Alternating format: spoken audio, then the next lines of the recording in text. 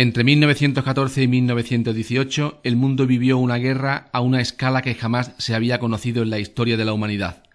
Se la llamó inicialmente Gran Guerra y, más tarde, Primera Guerra Mundial.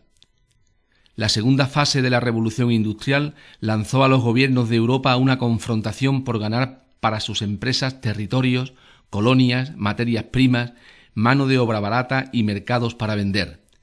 Este capitalismo salvaje produjo entre los gobiernos fuertes tensiones que favorecieron el estallido de la Primera Guerra Mundial. A fines del siglo XIX se estaban creando rivalidades económicas y coloniales entre las principales potencias europeas. Por un lado, había disputas territoriales en Europa. Francia aspiraba a recuperar Alsacia y Lorena, dos regiones que Alemania le había arrebatado en su unificación. Italia aspiraba a incluir en su Estado unificado algunos territorios de lengua italiana situados en su frontera norte que aún mantenía el Imperio Austrohúngaro. El Imperio Austrohúngaro y Rusia aspiraban a incorporar a sus respectivos estados las naciones que habían logrado su independencia del Imperio turco en los Balcanes. Por otro, el desigual reparto colonial de los territorios asiáticos y africanos. Gran Bretaña y Francia salieron muy beneficiadas, mientras que Alemania, que era un país nuevo, había recibido territorios escasos y poco atractivos económicamente. El desarrollo de su economía necesitaba disponer de más territorios coloniales. Además, la exaltación nacionalista en los Balcanes, de Serbia, Bulgaria y Rumanía. Con la tensión y rivalidad que existía entre las distintas potencias europeas, todas podían esperar que en cualquier momento el vecino iniciara una guerra. En los momentos previos al estallido de la guerra, cada estado aumentó sus gastos militares para garantizar su seguridad. A este proceso de incremento de los ejércitos y del armamento moderno, facilitado por los avances de la industria de armamentos, se le conoce como carrera armamentista o paz armada, y sin duda fue Alemania el país que más incrementó los gastos en armamento. Las grandes empresas industriales, sobre todo el sector de la siderurgia, fabricación naval, de armamento pesado, de vehículos, etc., eran las grandes beneficiadas de los cuantiosos gastos militares realizados por los gobiernos, pues veían aumentados su producción y sus beneficios. Y si estallaba la guerra y su país resultaba ganador, estas empresas podían multiplicar sus beneficios. Como el peligro de guerra era inminente desde finales del siglo XIX, una cuestión importante era buscar amigos para cuando llegara el momento. Por este motivo, las potencias europeas se habían encuadrado en dos bloques. La Triple Alianza, compuesta por Alemania, el Imperio Austrohúngaro, que aunque eran rivales, pero acabaron firmando una alianza de ayuda mutua por temor a Rusia, e Italia, que se pasó a los rivales en 1914. La Triple Entente, formada por Francia, Rusia, que se incorpora por temor a Alemania, y Gran Bretaña, que sentía la competencia de su industria y el peligro de que Alemania quisiera apoderarse de alguna de sus colonias africanas. ¿Qué significaban estas alianzas? Pues que en caso de que uno de los miembros entrara en guerra, los socios tenían que intervenir en su ayuda. Por consiguiente, cualquier chispa en Europa o en las colonias europeas acabaría desencadenando una guerra a gran escala. La guerra estalló en 1914. La chispa que la desencadenó podía haber saltado en muchos sitios, pero fue concretamente en los Balcanes. Todo el territorio balcánico había sido hasta el siglo XIX parte del Imperio turco. Los distintos pueblos balcánicos integrados en este imperio lucharon por su independencia, que fue apoyada por las potencias europeas, y poco a poco fueron consiguiéndola, pero a renglón seguido, otros dos grandes imperios vecinos intentaron incorporarlos a su dominio, el Imperio Austrohúngaro y el Imperio Ruso. Para ambos, apoderarse de esta región suponía conseguir una salida al mar Mediterráneo.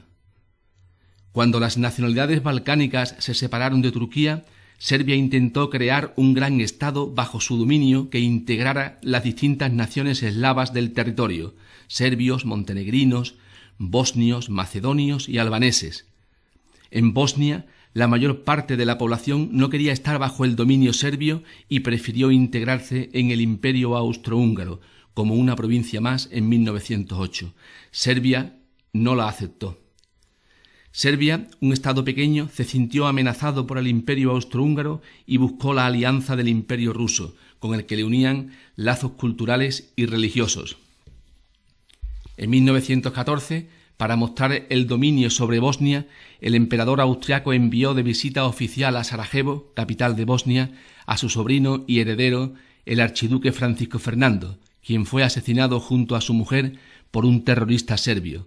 Era junio de 1914.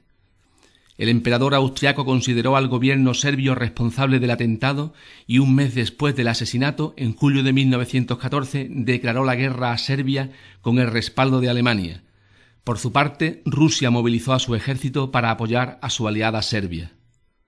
A partir de aquí, las alianzas se pusieron en marcha y se sumaron otros países a los bandos.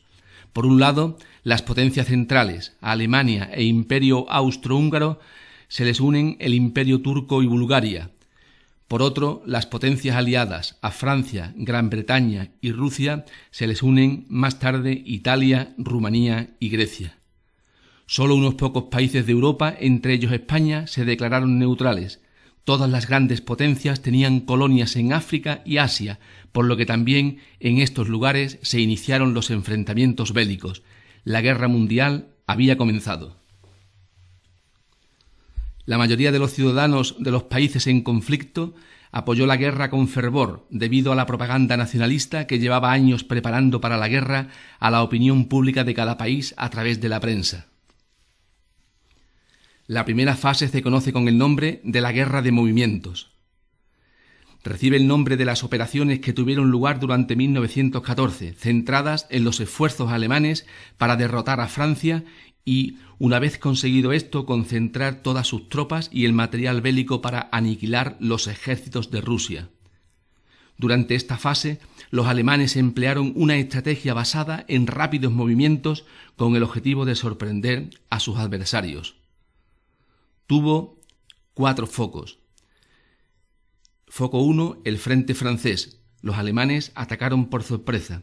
Las tropas francesas, con ayuda de soldados británicos, consiguieron parar el avance alemán hacia París, Batalla de Marne, y estabilizar un frente que durante 4 años apenas se movió.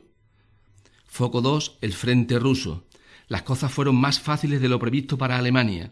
A pesar del enorme número de tropas rusas, su anticuado armamento, su mala organización y la falta de motivación de sus soldados provocaron una desbandada y permitieron que las tropas alemanas penetraran fácilmente en Rusia. El ejército alemán detuvo su avance en espera de una posible rendición rusa, ya que seguir avanzando hubiera necesitado de muchas tropas para ocupar un territorio tan extenso. Foco 3, el frente balcánico. Las tropas austrohúngaras también ocuparon con cierta facilidad Serbia y Rumanía, pero fueron frenadas en la frontera griega. Foco 4, el frente norte de Italia. En él ni Austria ni Italia lograron romper las defensas enemigas. En apenas 2 meses, en todos los frentes se había llegado a una situación de equilibrio que ninguno de los bandos lograba romper. La guerra de movimientos se paró y hasta casi el final de la guerra ambos bandos mantuvieron sus posiciones sin apenas cambios. La segunda fase, la guerra de las trincheras 1915-1917. Prácticamente desde septiembre de 1914 no hubo avances significativos de ningún bando en ningún frente. La nueva táctica defensiva de las trincheras mantuvo a los ejércitos bajo tierra durante 4 años. Entre ambas líneas de trincheras se abría un espacio desolado de varios kilómetros plagados de alambradas y obstáculos para impedir el avance del adversario. Ambos bandos sufrían bombardeos diarios y ataques con gases tóxicos. Además, las enfermedades, que se extendían con rapidez en esos cenegales llenos de ratas y parásitos, aumentaban el número de muertos. Las incursiones de un lado a otro para sorprender al enemigo eran continuas y muy elevado el número de muertos. Para que te hagas una idea de la carnicería humana, en la batalla de Verdún, en Francia, entre muertos y heridos hubo más de 750.000 soldados. Y la tercera fase, 1917-1918, se conoce como el fin de la guerra. El año de 1917, 2 acontecimientos importantes vinieron a cambiar el curso de la guerra y precipitaron su finalización a favor de los aliados. Por un lado, en Rusia se produce una revolución que destrona a su emperador y las operaciones militares en el frente se detienen.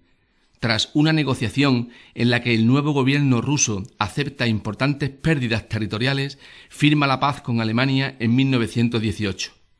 Por otro, la entrada de los Estados Unidos en la guerra, aunque en principio se habían mantenido neutrales, el hundimiento de barcos estadounidenses que comerciaban con Inglaterra por parte de los submarinos alemanes llevó al gobierno norteamericano a intervenir en el conflicto, movilizando a más de 4 millones de soldados que llegaron a Francia en el momento decisivo. Con esta oleada de soldados y material, por fin, las líneas alemanas en suelo francés fueron destrozadas y su ejército, agotado y mal abastecido, se dio a la desbandada. El Kaiser alemán Guillermo II dimitió y el alto mando militar alemán firmó la rendición.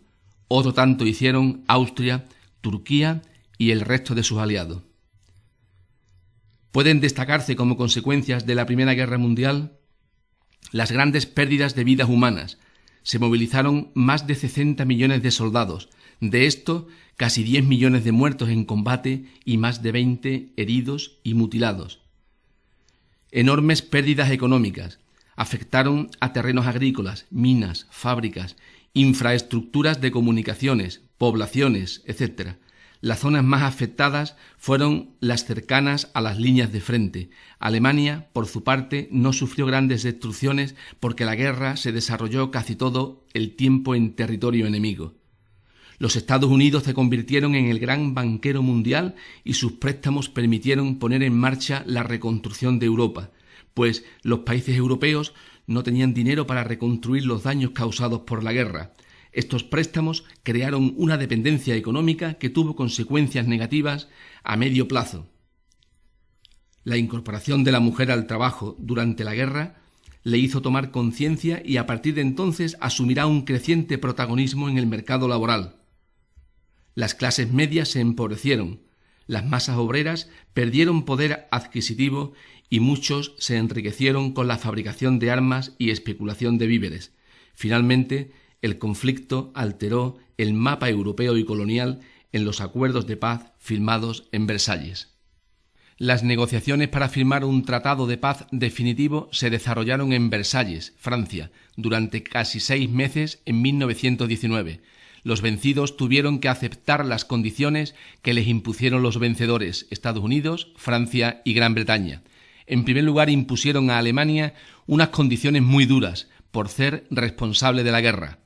Una indemnización a los vencedores por los daños que le habían causado. La pérdida de parte de su territorio, incluyendo todas sus colonias. La reducción de su ejército a un máximo de 100.000 hombres. La retirada de sus tropas en su frontera con Francia y la devolución a Francia de las regiones mineras de Alsacia y Lorena. Muchos alemanes consideraron humillante este tratado y desde el momento de su firma se extendió entre los alemanes el deseo de revancha, que es el origen de la Segunda Guerra Mundial. En segundo lugar, crearon la Sociedad de Naciones, organismo internacional con la misión de mantener la paz en el futuro. Este organismo nació debilitado al no sumarse Estados Unidos, ni Rusia, ni Alemania.